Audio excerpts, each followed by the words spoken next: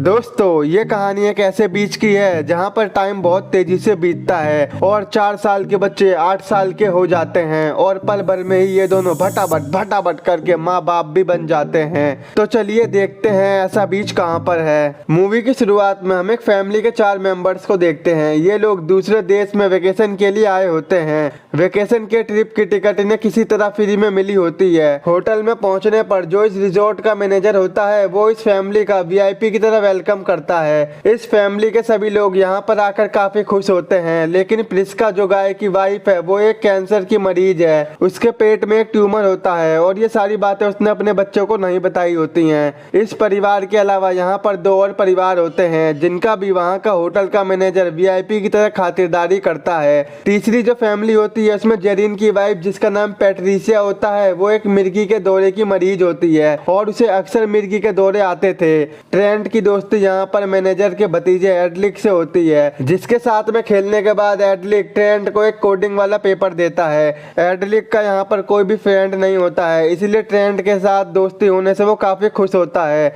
अगले दिन वो मैनेजर इन सभी फैमिली वालों को मजे कराने के लिए बीच पर जाने का प्लान बनाता है और वो इन्हें बताता है कि इस बीच पर कुछ ही लोग जाते हैं जो हमारे लिए खास होते हैं या फिर वो वीआईपीस होते हैं। ये सुनकर वो सभी काफी ज्यादा एक्साइटेड हो जाते हैं और अगले ही दिन बीच पर जाने के लिए निकल जाते हैं। इनके साथ ही एक और फैमिली होती है और ये सभी जल्दी वहां पर पहुंच जाते हैं। बस का ड्राइवर बस को मंजिल से पहले ही रोककर उनको बीच का रास्ता बताकर वहां से चला जाता है। अब ये सभी थोड़ा बहुत चलकर आखिरकार बीच पर पहुंच जाते हैं। ये बीच काफी मस्त और शानदार होता है और सभी बच्चे यहाँ पर खेलना और मौज मस्ती करना शुरू कर देते हैं। दूसरी फैमिली में जॉन और उसकी वाइफ क्रिस्टल और उनकी बेटी कैरा होती है। कैरा ट्रेंट और मैडॉक्स के साथ खेलने लगती है। खेलते समय बच्चों को इस बीच पर कुछ पुराने सामान पड़े हुए मिलते हैं। ऐसा लगता है कि पहले जो फैमिलीज यहाँ पर आई थी वो अपने सामान को ले जाना भूल गई थी। ट्रेंट हाइड एंड सीक खेलते समय पानी के अंदर छिपा होता है तो उसको वहाँ पर एक लड़की की लाश दिखती है, जिससे वो डर जाता है और चिल्ला के अपनी मॉम के पास जाता है। सभी लोग उस लड़की को पानी से बाहर निकालते हैं। तभी वहाँ पर एक और आदमी आता है जिसका नाम सुडान था। ये यहाँ पर पहले से ही था। जब ये इस लड़की को देखता है तो ये कहता है ये मेरी गर्लफ्रेंड है जो कि पानी में स्विमिंग करने गई थी और मैं कब से इसी का वेट कर रहा था। सुडान की नाक से खून भी निकल रहा होता है, जिससे सबको शक होता है कि शायद उसने अपनी गर्लफ्रेंड को मार डाला हो और उसने अपने बचाव के लिए इस पर हमला किया हो। मगर सुडान यहाँ पर बार बार इन सभी को यकीन दिलाता है कि उसने अपनी गर्लफ्रेंड को नहीं मारा है। दूसरी साइड जॉन की मॉम के सीने में दर्द होना शुरू हो जाता है और थोड़ी देर में ही उनकी मौत हो जाती है। इन सब के बाद वहाँ पर एक और फैमिली आती है जो कि पैट्रिसिया और जेरिन होते हैं, लेकिन यहाँ पर मामला ठीक ना होने के कारण जो फैमिली यहाँ पर पहले से थी वो वहां से जाने की तैयारी करने लगते हैं। यहाँ तक कि उनके फोन में नेटवर्क भी नहीं आ रहे थे। तो अब ये क्या करते? जेरिन जिस रास्ते से बीच पर आया होता है वो उसी रास्ते से जाने की कोशिश करता है तो उसका माइंड अचानक से चकरा जाता है और बेहोश होकर वो वापस से बीच पर पहुंच जाता है।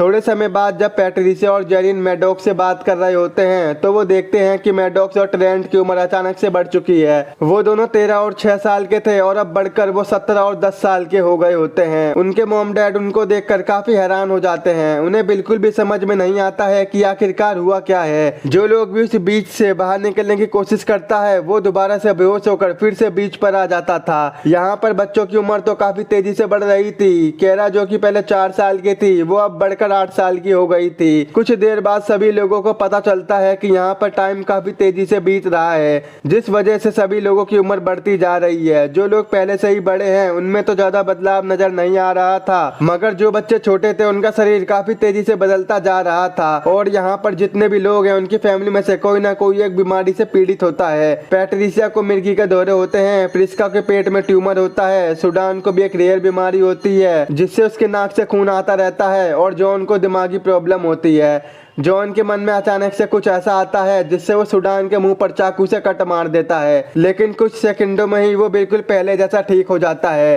क्योंकि समय के काफी तेज चलने की वजह से घाव तुरंत ठीक हो जाता है। वहीं प्रिस्का का ट्यूमर भी टाइम के साथ बढ़ता जा रहा था, जिससे उसके पेट में दर्द होना शुरू हो जाता है और देखते ही देखते वो बेहोश हो जाती है। प्रिस्का को बचाने के लिए उसके पेट से ट्यूमर को बाहर निकालना जरूरी था, इसीलिए गाय बिना देरी किए प्रिस्का के पेट से ट्यूमर निकालने का फैसला करता है। जॉन अपने चाकू चाकू की मदद से प्रिस्का के पेट पर कट मारता है, लेकिन वो 1 सेकंड से पहले ही ठीक हो जाता है। इसीलिए वो सभी एक आइडिया लगाते हैं कि एक तरफ हम लोगों के कट मारने के बाद हमें उसे खोल के रखना होगा। अब कट मारने के बाद में वो एक खरबूजे जितना ट्यूमर उसके पेट से बाहर निकाल लेते हैं और जरा सी देर में ही प्रिस्का ठीक हो जाती है। सुडान की गर्लफ्रेंड के मरने के बाद उसे एक कपड़े से ढक दिया गया था। जब सुडान उसे देखने जाता है तो वो तुरंत डर जाता है, क्योंकि अब उसकी केवल हड्डियां ही बची हुई थी। उसकी पूरी बॉडी डिकम्पोज हो चुकी थी। ये देखकर सब लोगों के होश उड़ जाते हैं। दूसरी तरफ एक टेंट में ट्रेंट और केरा एक साथ लेटे होते हैं। वो अब और भी बड़े हो चुके होते हैं। उनके शरीर के अंदर के हार्मोन्स भी चेंज हो रहे थे, जिसके बाद वो दोनों भटाभट कर लेते हैं। पर इन्हें कुछ भी नहीं पता होता और जैसे ही ये दोनों बाहर आते हैं तो केरा प्रेग्नेंट हो जाती है। उनकी फैमिली वाले ये सब देखकर काफी हैरान हो जाते हैं, मगर उन दोनों को कुछ भी नहीं पता होता कि ये सब कैसे हो गया। यही सब सोचने के दौरान यहाँ पर केरा का बच्चा भी होने वाला होता है, मगर केरा का बच्चा मरा हुआ पैदा होता है।